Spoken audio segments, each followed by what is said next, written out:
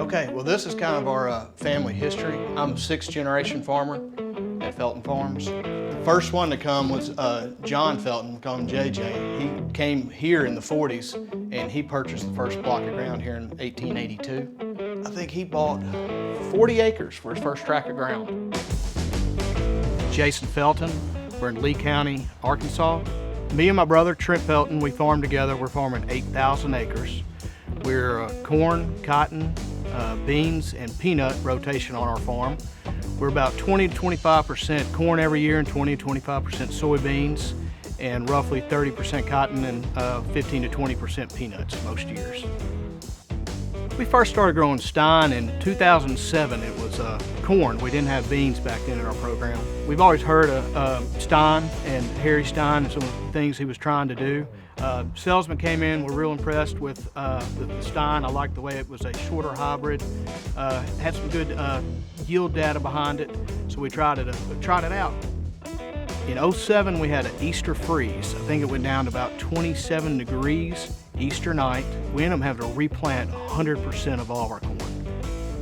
And Stine actually came down and they had some of the same variety we planted at first and some other ones we're considering growing that were real good in the yield trials.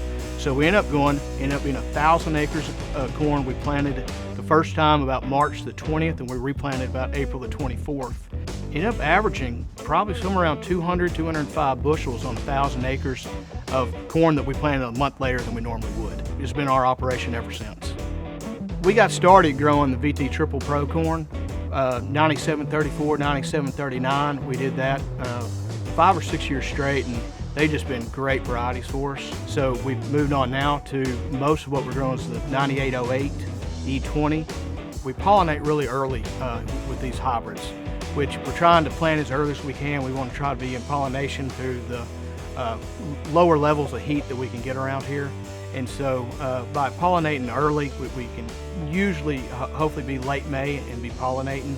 And that's a big deal for us because kind of in mid to early June, we start getting to the upper 90s and the nights can be up in the 80s.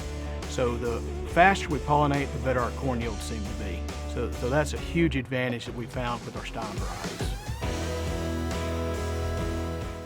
We started adding beans into our operation around 2008. We acquired 2,500 acres of ground that needed to be land leveled, and we didn't want to put cotton or corn behind doing that, so that started beans in our operation. And we'd had such good luck with the Stine corn, it seemed natural to give some of the Stine beans a try as well. So each year we were kind of phasing out a little bit more of the other seeds that we were growing, and I'd say about our 4th or 5th year after starting growing Stine soybeans, we had switched to 100% Stine beans, as well as 100% of our corn acres. One of the other things I really love about Stine is they actually have your agent right here. You need to get a hold of him. You know who he is. He's working your area. He's not too spread out. So my relationship with Levi has been great. Anytime I need him, he comes to the farm. We walk crops together. We have replant problems.